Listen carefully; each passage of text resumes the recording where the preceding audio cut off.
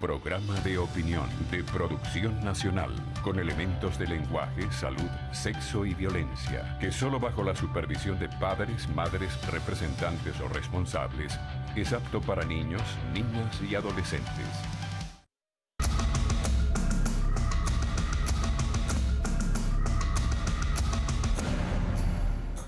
Muy buenos días. Voy a conversar en este programa Regiones con Ángel Medina. Él es de la región del Parlamento Latinoamericano, presidente por el Grupo de Venezuela.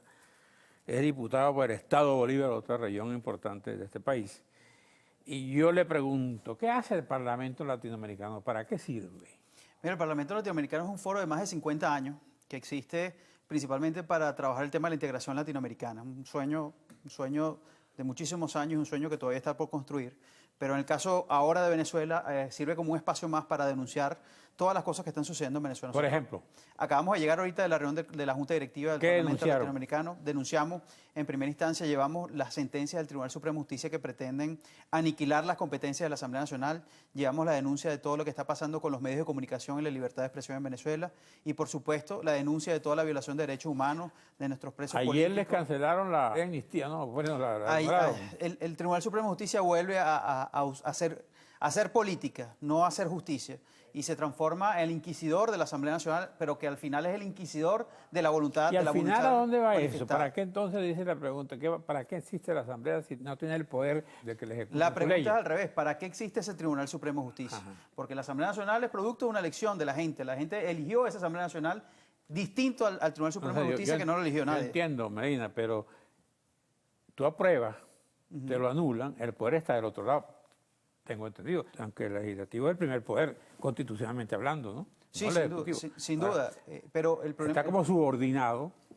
No, el problema no es la subordinación, es lo que hemos venido denunciando.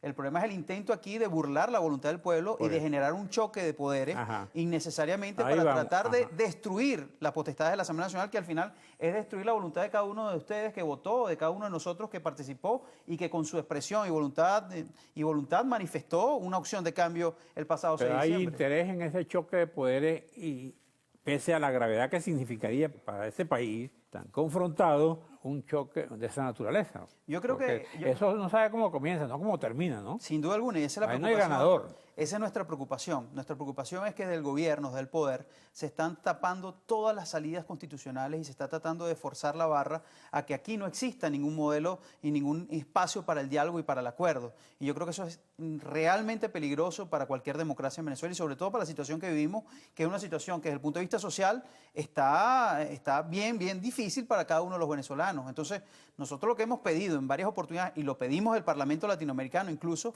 es que, está bien, no hablemos de diálogo, pero hablemos de acuerdo. Vamos a empezar a acordar cosas mínimas que nos permitan ir construyendo lo grande. Y yo creo que eso es lo que tenemos que empezar a hacer en este momento. Yo invito desde aquí, nuevamente, a todos los factores políticos que forman parte del poder para que por lo menos acordemos cómo nos vamos a enfrentar. Que acordemos que en la Constitución están los caminos para salir de esta crisis política. Que acordemos, por ejemplo, que sacar la violencia a los alrededores de la Asamblea Nacional como cosas mínimas, pero que nos permiten ir avanzando en la construcción de algo más general, más global, que nos permita avanzar y reconocernos. Porque yo creo que lo que está pasando desde el poder en este momento es que no nos reconocemos o no nos reconocen como una opción de cambio. No reconocen. A mí me dice un diputado de oposición que hace pocos días se encontró en el Congreso con alguien del otro lado y dijo, estamos en guerra. Es decir, se está hablando de guerra, no se está hablando de acuerdo, de diálogo, de entendimiento, que sería lo que la mayoría de los venezolanos aspira, ¿no? Porque nadie aspira a una situación de violencia. Claro.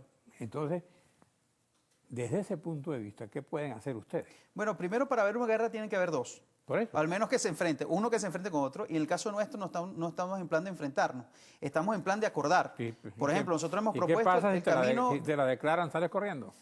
No, es que no puedes salir corriendo, lo que tienes es que hacer una contrapropuesta, y por ejemplo nuestra contrapropuesta es el referéndum revocatorio, que está en la Constitución, que no es ningún invento. Entonces vamos a acordar. Ahora Maduro acaba de anunciar que tiene una comisión de paz y está invitando a la oposición a la paz, a que vaya a Miraflores a integrar esa comisión. ¿Tú qué dices?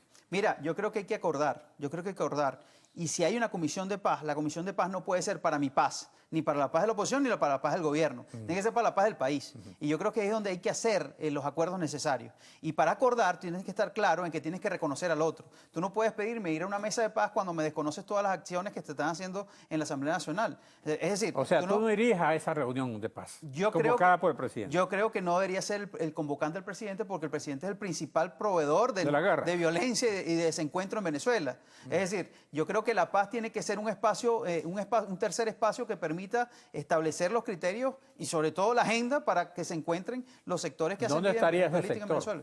La iglesia puede ser un buen sector, el Papa lo dijo, el Papa se ha ofrecido para que genere el diálogo, el nuncio se ha ofrecido para generar diálogo, los canales internacionales, la UNASUR, la OEA, el CELAC, pueden ser espacios claros para generar paz y para generar acuerdos y consensos entre todos. Y diálogo con... Vamos a un receso y regresamos contigo.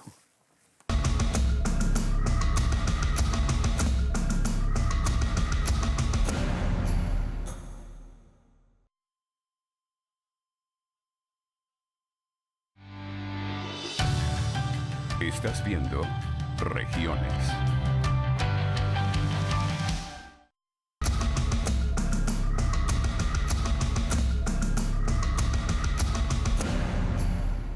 Bueno, hablamos de paz. ¿Y tú qué propones? Además de entendernos, ¿cuál sería tu primera gestión como Parlamento Latinoamericano para acercarse o aproximarse, si es que puede haber interlocutor, a una situación de concordia? No solamente es el Parlamento Latinoamericano, es de la propia Asamblea Nacional, que también hacemos vida allí.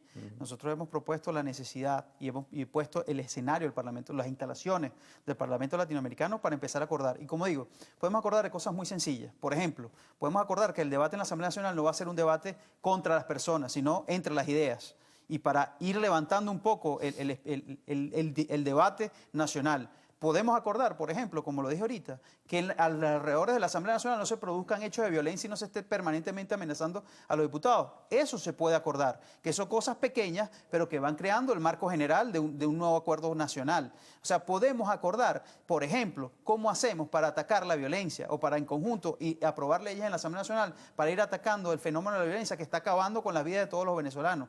Podemos acordar hacer exhortos a los distintos organismos internacionales para que sean garantes de un proceso de diálogo y acuerdo en Venezuela. O sea, son cosas que podemos acordar sin necesidad de meternos en el tema básico o el tema grande, porque de lo pequeño puede ir naciendo lo grande. Cuba lo ha hecho con Estados Unidos. El propio proceso de paz que se está adelantando en Colombia es una muestra efectiva de que puedas ir acordando en lo pequeño para ir construyendo lo grande. ¿Cómo interpretan en el Parlamento Latinoamericano, y tú como miembro de ese equipo, lo de Cuba, lo que está pasando en Cuba? Mira, lo que está pasando en Cuba es una muestra evidente de que hay un proceso ahí de cambio irreversible que se está dando en Cuba y sobre todo un cambio irreversible en las relaciones entre Cuba y los Estados Unidos. Y como te digo, ahí han comenzado con lo pequeño, ahí no comenzaron a discutir de la política y de la ideología de los Estados Unidos, la ideología de Cuba, ahí comenzaron con unos vuelos, ahí comenzaron con unas remesas que no tienen nada que ver con la ideología, pero que son cosas muy, muy pequeñas que van creando lo grande. Y en segundo lugar, si lo está haciendo Cuba con los Estados Unidos después de 88 años, visita un presidente de los Estados Unidos, visita Cuba, ¿por qué no podemos hacer los venezolanos que con menor saldo podemos solventar nuestras diferencias? Que con menor saldo podemos acordarnos. Incluso podemos acordarnos sobre incluso cómo nos vamos a enfrentar electoralmente. Pero sí hay que acordarlo. Y yo creo que ese es el camino que está buscando el país. No, y pasar por el acuerdo pasa por dejar claras las diferencias. Es decir, aquí nadie va a ceder sus formas de pensar. Más bien dejar muy claras las diferencias para poder llegar a un acuerdo. Sobre, repito, lo pequeño que puede ir construyendo. De pequeño en pequeño se puede ir construyendo lo grande. ¿Y cómo ves la cosa en la oposición, tú? Mira, la oposición en este momento está haciendo mano de todos los recursos constitucionales para provocar desde nuestro punto de vista un cambio de gobierno. Ahora, no estamos haciendo nada fuera de la Constitución, no estamos haciendo nada fuera de la democracia. ¿Cómo sería ese cambio, si te preguntan a ti, en una propuesta de Ángel Medina, revocatorio, enmienda, qué otra? ¿Cuál sería la salida que tú propones para el tiempo inmediato que tú quieres o la oposición quiere que salga el gobierno de Maduro? Yo he puesto la hoja de ruta de la Mesa de la Unidad, pero privilegio en esa hoja de ruta el referéndum revocatorio.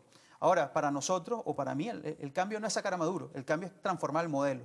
Y yo creo que al final lo que tenemos que cambiar el modelo socialista por el modelo de la Venezuela del progreso, que es lo que nosotros estamos proponiéndole al país. Pero ¿cómo transforma un modelo con los protagonistas en el gobierno, no? Cambiando los protagonistas. Hay que cambiar el gobierno y cambiar el modelo, porque de nada hace cambiar al gobierno, sacar a Maduro para dejar el mismo modelo. Un modelo que no privilegia que privilegia la centralización y no la descentralización, un modelo que es poco transparente, un modelo que no provoca producción nacional y un modelo que no provoca mejorar el sistema educativo en el país. Son las 4 patas de la Venezuela del progreso: educación, producción nacional, transparencia y descentralización, que pueden permitir construir una alternativa distinta a la que tiene hoy Venezuela. ¿Cuál sería esa alternativa que tú propones? La Venezuela del progreso, transformando a través del mecanismo revocatorio, sacar un gobierno. ¿Dónde están esos protagonistas del progreso? Mira, esos protagonistas del progreso están en cada una de las gestiones de nuestros gobernadores, que han hecho buenas escuelas, que han remozado sus sistemas educativos, que tienen planes sociales que permiten empoderar a la gente y no regalarle a la gente, que tienen un modelo de gestión que permite que la gente conozca efectivamente hacia dónde van los recursos y que no se han transformado en cajas negras, sino por el contrario, se han transformado en procesos para generar soluciones y diciéndole a la gente lo que se tiene y lo que no se cuenta. Mira, Ángel, tú eres joven, esto no estás viendo lo que está ocurriendo en Venezuela desde el punto de vista de inseguridad. Sí. Y se han dado unos casos que también son preocupantes. Tan preocupante es la violencia de un lado como del otro. Lo llamamos linchamiento. Sí, Van una decena o docenas de linchamientos. Sí.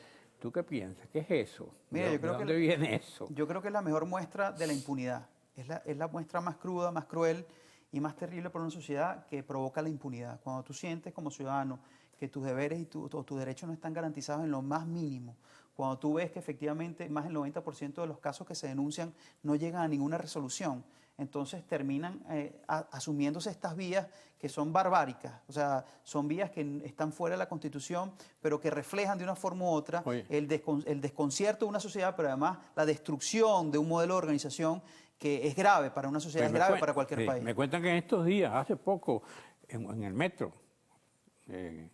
agarraron a un muchacho, un joven, que estaba atracando, lo agarraron, lo tiraron en la vía del metro, absolutamente del vagón se levantó. Y en el Estado Bolívar, en varios sitios se ve y se ve con más frecuencia, es decir, estamos en un momento de descomposición del orden social. Esa es justicia por su propia mano. Yo creo que es desespero de cada uno de los ciudadanos que siente que vive en un país que no es un país que no tiene reglas, un país donde no tienes a dónde acudir. Y yo creo que el reto fundamental es reconstruir ese tejido institucional que permita que cada uno de nosotros como ciudadanos se sienta mínimamente protegido. Porque para muchos venezolanos hoy la Constitución es una comiquita, o las leyes son una comiquita, o las estructuras institucionales son una comiquita, porque al final no te resuelven absolutamente nada. Y yo creo que eso es parte de cambiar el modelo. Este es un modelo que habló mucho del socialismo, pero que está empujándonos a cada uno de nosotros a ser sobrevivientes. Hoy somos unos sobrevivientes porque cada quien tiene que resolverse el tema de cómo come, hasta qué medicinas consigue. ¿Cómo comes tú? Mira, comemos igual que todos los venezolanos, a un alto precio. Y haciendo en algunos casos cala. Me ha tocado mi colita en cada uno de los supermercados. ¿Qué tal? Y a veces me ha tocado ir varias veces a la panadería para no conseguir absolutamente nada. ¿Y consigues nada? A veces porque esa es otra cosa que está dando. Cuando tú, hace unos días, había una cola inmensa por aquí en un mercado que no voy a nombrar, y mandamos a hacer un trabajo y le preguntaban a la gente, ¿por qué hace cola? A ver qué hay. Para lo que venga. Para lo que venga. Y este país no es para lo que venga, este país merece mucho más. Nosotros, cada uno de nosotros, merecemos mucho más. No es para lo que venga, pero usted es para lo que va, porque ya terminó el programa. Gracias, Ángel Medina. Gracias a usted, amigos televidentes. Nos veremos aquí mañana a esta misma hora.